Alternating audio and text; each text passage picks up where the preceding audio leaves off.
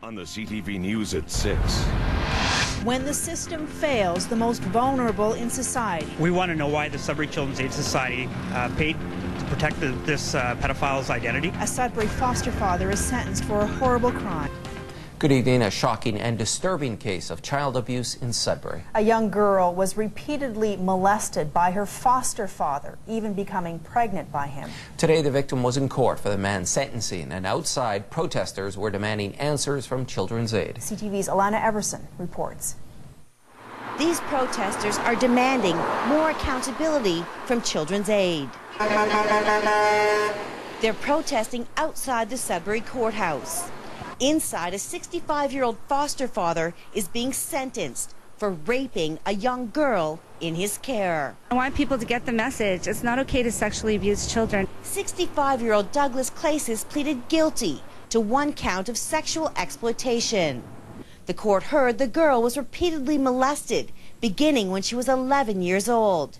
She became pregnant and gave birth at 14. This young person has been forced to be an adult, but she's only a child. In a rare move, the victim in this case, who is now 16, asked the judge to partially lift a publication ban.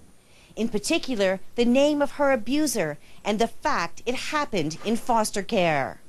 The lawyer for Children's Aid argued a publication ban remain in place. We want to know why the Sudbury Children's Aid Society paid to protect this pedophile's identity.